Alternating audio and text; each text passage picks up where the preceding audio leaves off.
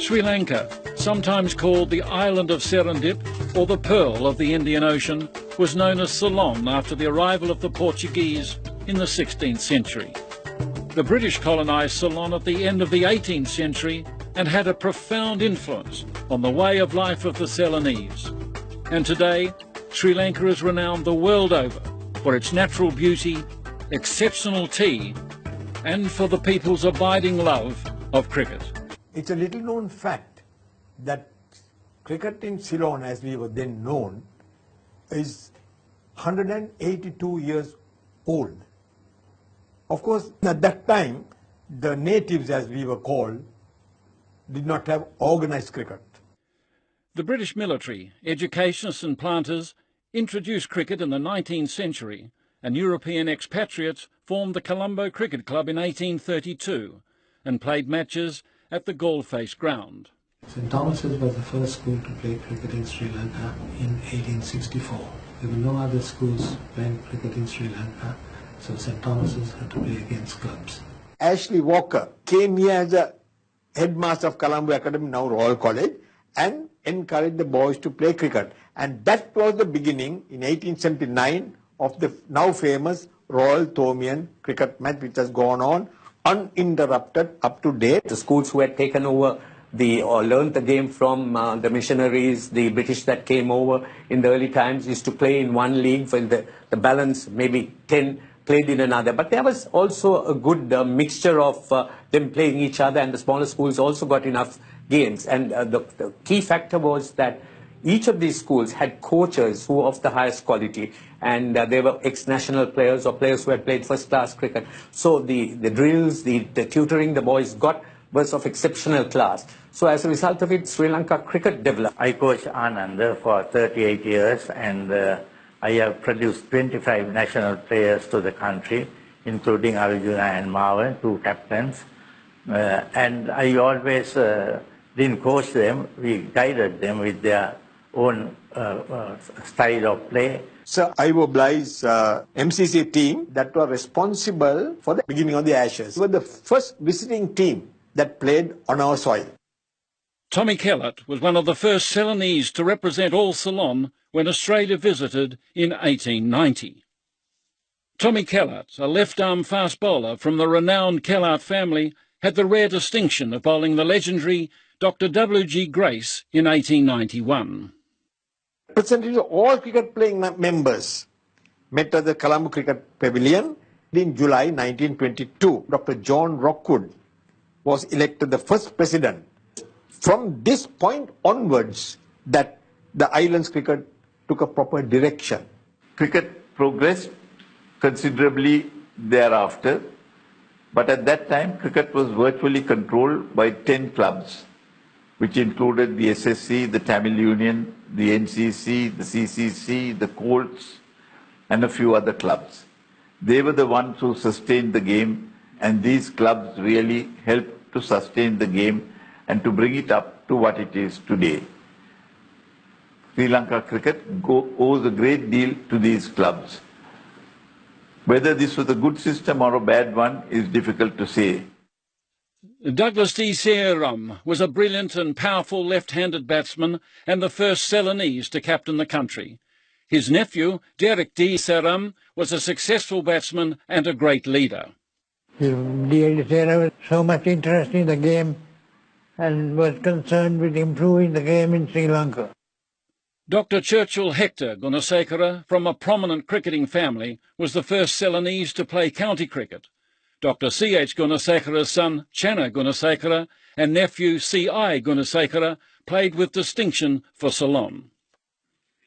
Dr. C H was a very keen cricketer.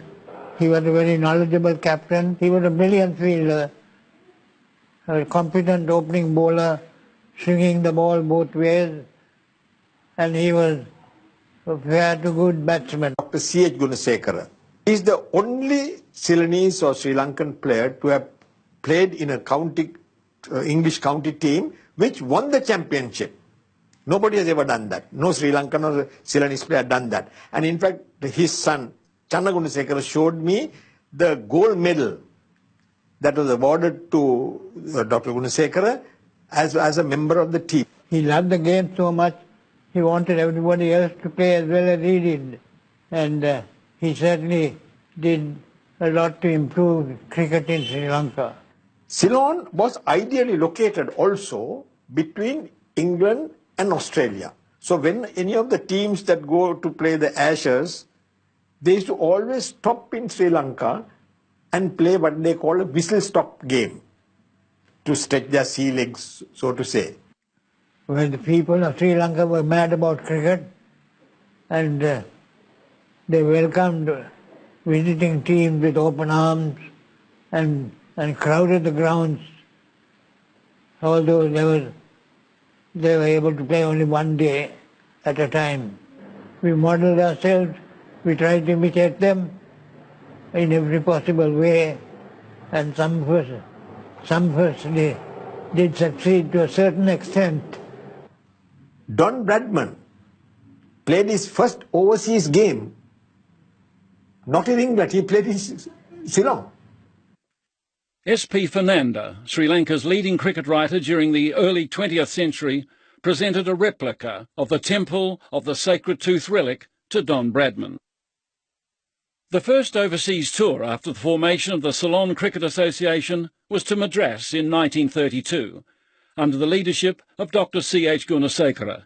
Edward Kellart took over the captaincy when Dr C H Gunasekara returned to Colombo due to work commitments. The Ceylon team included the Kellarts, openers A.K. Albert and L.D.S. Gunasekara, and the promising young batsman Sargo Jayawickreme. Sargo Jayawickreme was a powerful batsman and captained Ceylon on many occasions. Sargo was a very able captain, a brilliant captain. He knew the game inside out, and he set an example by his own efforts. He was a very brilliant batsman, a fair to medium pace bowler, and a brilliant slip fielder.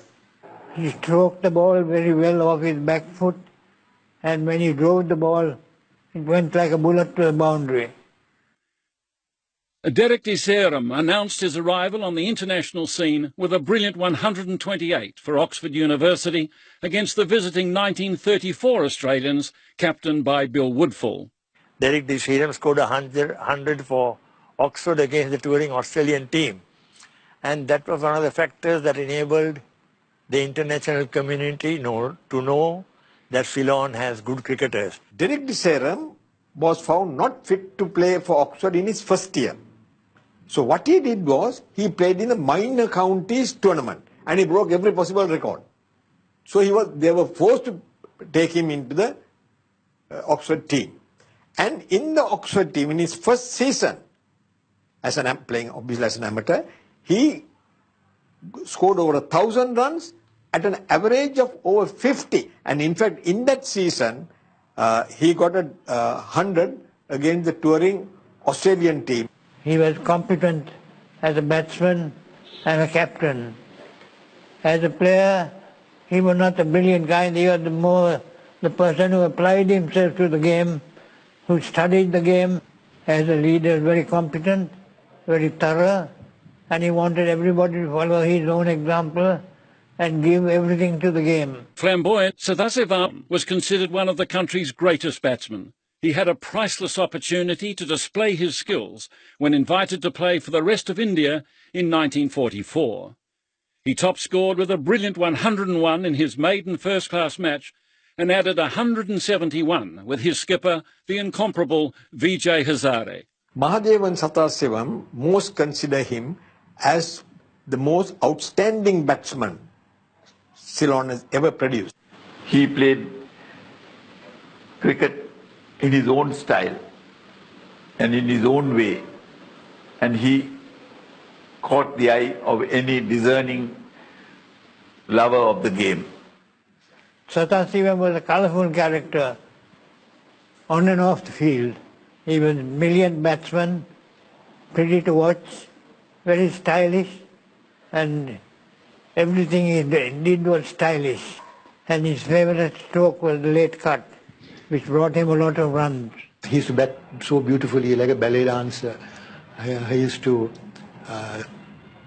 stroke the ball very well. He was very fond of the late cut, and he used to always hit the ball off my gloves. Sathasivam, that dynamic batsman who I am proud to say was on par with, for artistic elegance in batting, Frank Worrell,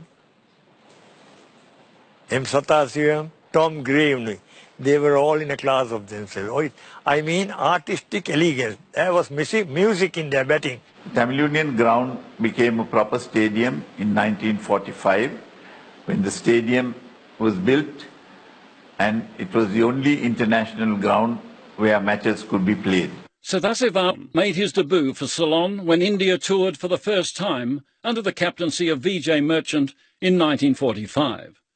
After a disastrous first innings collapse for 107, Sathasivam played a defiant innings of 111 with 62 singles in a total of 225 to enable a significant draw against the strong Indian team.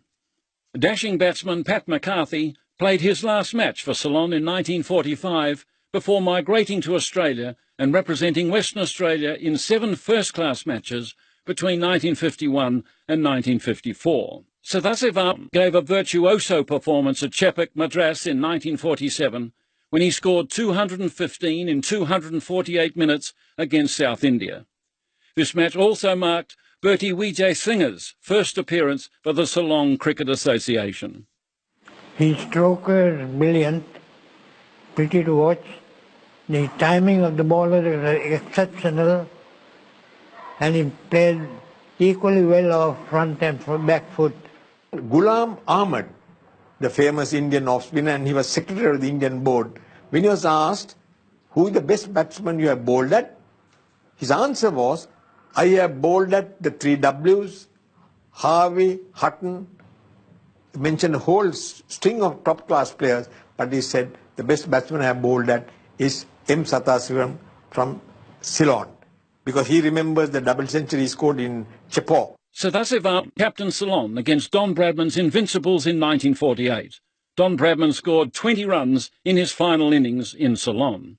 The Ceylonese cricketers displayed great skills with their bowling and fielding and restricted the mighty Australian side to 184 for 8 wickets. When Don Bradman played, the ground was filled to capacity and overflowing.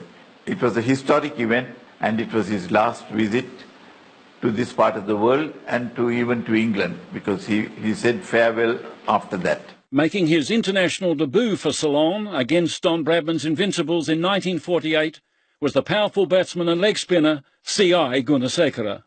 C. Gunasekara was the most colourful character. He paid scant respect for stroke play, but he hit the ball powerfully, and when he hit it, stayed hit. The other day I was looking at David Shepherd, Reverend David Shepherd's autobiography, which is called Parson's Speech, where he says that if Gunasekara was born into any test-playing nation, he would have walked into any team. So you can just imagine what they thought of CI. A strong West Indian side, captained by John Goddard, was the first team to tour after the formation of the Board of Control for Cricket in Ceylon in 1948. The West Indies came in 1949, and we had Weeks and Walcott, we had Alan Ray, Jeff Stallmeyer, all artists in their own right. The team was led by John Goddard, who had 2 fast bowlers in Trim and Jones, who were too fast for us. All the test matches again were played at the Oval. Playing in his first game for Ceylon was the former Tommian captain, Bertie Vijay Singha. I was teaching at St. Thomas's College, and I had to get permission from the warden to go for these matches. And he stipulated that I could go to the matches, but that I had to teach at least 2 periods before I went to the match. Now, I was living in Mount Lavinia, so I did teach the 2 periods, and then I had to walk to the main road to catch a bus to go to Bumblepitia. and from Bambalapiti I had to catch another bus going across country to Boralla. And there was the skipper waiting for me at the gate and wondering why I was late. Mahesh Rodrigo scored a fighting 135 not out and shared a century partnership with C Gunasekara, who contributed 72. Mahesh Rodrigo was an opening batsman, stodgy but very effective. Against West Indies, he got a lot of runs, not brilliantly, but he had to earn every run. Every run he scored against bowling that was exceptionally fast and bouncy. But he stuck it out and he got his runs and he stayed there, which was the main thing. Pakistan toured for the first time in April 1949. Bertie Vijay Singh displayed his all-round skills by top-scoring in the first innings and taking the wickets of the top 5 Pakistani batsmen. Dr C de Saram and C Gunasekara scored brilliant centuries in the second test against a strong attack, including Kal Muhammad and Fazil Mahmood. In the early 1950s, Ceylon played a number of matches against Commonwealth teams, providing an opportunity for the Ceylon cricketers to play with and against some of the leading international cricketers of that era. A schoolboy from Nalanda College, all-rounder Stanley Jayasinghe made his international debut for Ceylon against the Commonwealth 11 in February 1950 and had the best bowling figures of 2 for 70, including the prize wicket of the legendary West Indian cricketer Frank Worrell. The over before that, he had slammed me over the oval side screen and over the clock and the side screen by a clear 2-3 yards, and I think the ball was not recovered for about half an hour. My little off break went through the gate and bowled him. The match against the Commonwealth 11 in 1950 is remembered for another classic innings by Sathasivam, who scored 96 out of a total of 153 and was the last to be dismissed. He was the only batsman to survive, indeed prosper, on a damp, demanding pitch. He played impeccably for nearly 4 hours and hit 11 boundaries. Stanley Jayasinghe was the next highest scorer with 17. That was the greatest bad wicket innings I have seen during my entire life. I was too ignorant of the ways of cricket and the behavior of wickets at that stage. I was still in school once again and could not analyze the greatness of this innings until I went to England a few years later and knew of the different behavior of wickets after rain and before rain. So that I can very confidently say was the greatest innings, greatest bad wicket innings I have seen during my entire career. Frank Worrell, who first said that if he has to select World 11, the first batsman he will select is M. Sathasivam from Ceylon. Ceylon had a new opening batsman when a Commonwealth team captained by Frank Worrell toured in February 1951. The stylish and technically correct Channa Gunasekara. Channa Gunasekara was what we call a sort of stylish batsman, very perfect. His technique was very good. And he tended to play off the back foot most of the time. And he presented that very straight bat on a defensive stroke. And he was very good to bat with. Channa Gunasekara was a competent opening batsman. He played for Royal College and later for the Sinhalese Sports Club and also for Sri Lanka. He was an automatic choice as opener. Dr C H Gunasekara was given the honour of captaining the Commonwealth team in 1952, and his team included legendary Australian cricketers Neil Harvey and Keith Miller, alongside local heroes C Gunasekara and Ben Navaratna. Miller and C Gunasekara came together to play for the Commonwealth team at the Oval, and it was a question of who would reach his 100 first. They were going neck and neck, and Miller in his generosity held back and allowed Ivers to get his 100 first.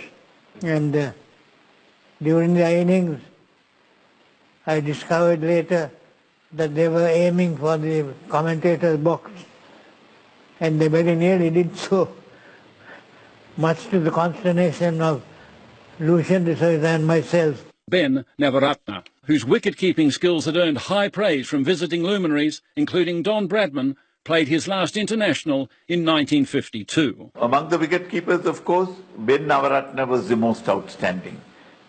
His wicket-keeping can only be described as magical. It was to be seen, to be believed. He was a great wicket-keeper and a great sportsman. Ben Navaratna was a prince of wicket-keepers.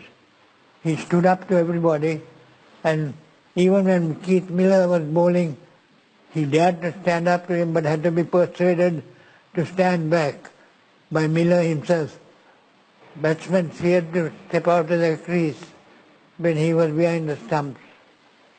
He was a charming personality, full of fun, full of jokes, and there was never a dull moment when he was around.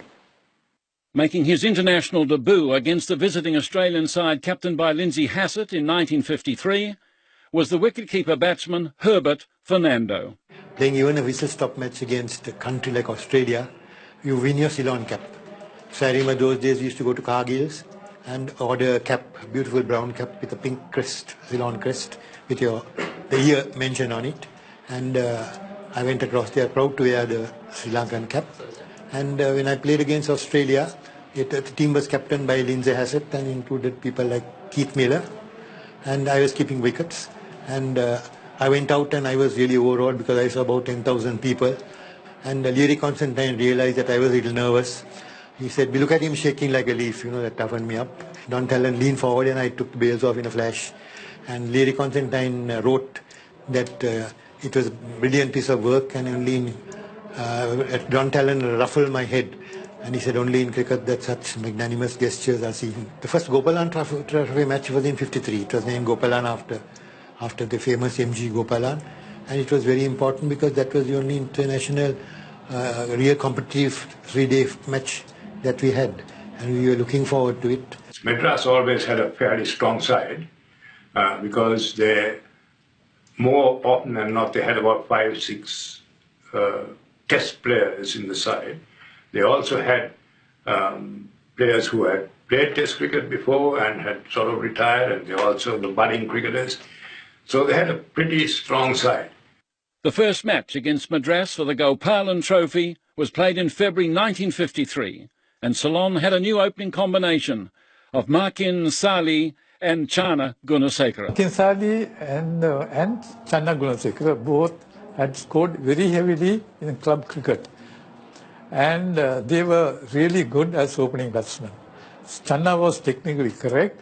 Makin Sali also was correct. He had scored heavily for Moas and Channa for SSC. Lucien de Souza played his last representative match in 1954, and along with Bertie Vijay Singha, became a household name as a commentator, informing and entertaining from the 1950s through to the 1970s. As a player, he was certain inspiration to the side, which is bowling, but not so inspirational with his fielding. Lucien de Souza bowled leg spin and googly and was very successful in local cricket. When we retired, we were invited to do the commentaries when visiting teams were playing here and in the Royal Tomian matches. And we became quite a partnership. We had the English visiting in 1950 and then again in 1954. I was fortunate to play in that match. Len Hutton was the captain, but he did not play. Peter May led the side, and he had Colin Cowdrey, Alec Bedser, and a few others. Making his international debut against a visiting MCC team captained by Len Hutton in 1954 was a schoolboy cricketer from St Anthony's College, Kandy, ACM Lafayette. I got a letter from the board saying that I have been selected to represent Ceylon in the match against MCC side that was touring Australia. for the Ashes series. HM was after perfect in his techniques. Forward defensive, backward, very vicious on the cut. And I think he was one of the best opening batsmen we had. Absolutely marvelous. And he had a little bit of that, a little bit of a killer instinct in him. He was very dedicated and he played the game very hard. I opened batting with Lovely. He was a more flamboyant guy. And he didn't like much running between the wickets. He was a solid built guy, a fairly strong hitter of the ball. And my first recollection of Lapid was when we played St. Anthony's in school cricket, and he smashed us everywhere. And that was the attitude he took to the game. You know, he played his strong shot. ACM Lafia scored the first century in the Gopalan Trophy between Ceylon and Madras, 107 in 1954. I was selected to play in the Gopalan Trophy. Then I started with Makim Sali, who got out early. Then I, with Brian Claassen of Wesley College and Coles, built up a good score, and I got on to the hundreds, and I was told later that I am the first batsman on either side to score 100 in the Gopalan Trophy match. When India toured under Polly Umriga in 1955, the first test was delayed due to rain, leading to a demonstration by disappointed spectators. Unfortunately, on the first day it rained very heavily, and then the captain, the umpires and both captain decided to abandon the play for the day. But suddenly, all the crowds rolled by and we had brilliant sunshine. The people saw the bright sun and they wanted us to play. Play started. India won the toss, put us into bat. Then the new ball was used only about 4 hours. Then their best spinners came on line to bowl. Ghulam Ahmad and Subhash Gupte. They are the very best. One is an off spinner, other is a leg spinner, googly bowler. Wickets started falling, but I stuck. See, I was good at any kind of bowling, and started playing my shots, and I top scored for the side. And unfortunately, they put the blame on Vernon Prince, our captain, and he resigned. Vernon, my first captain in 1960. He was one of what I would call nature's gentleman.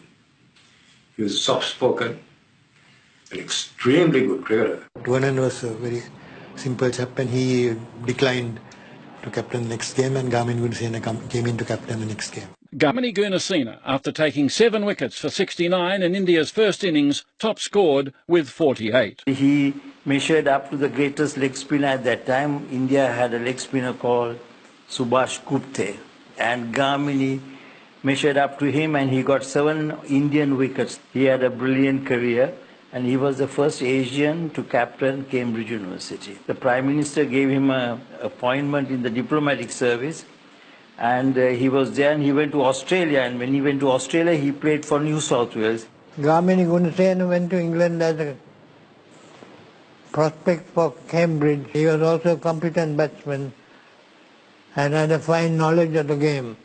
He helped us to gain recognition at international level when he played and captained Cambridge University, and those are the things that I opened the eyes of the cricketing world to the fact that Sri Lanka has good cricketers that could hold their own at international level. Gamini was a right-arm leg spin googly bowler who could spin the ball viciously. Gunasena, of course, was a classical leg spinner, and he used to dip the ball, and I rated him very high.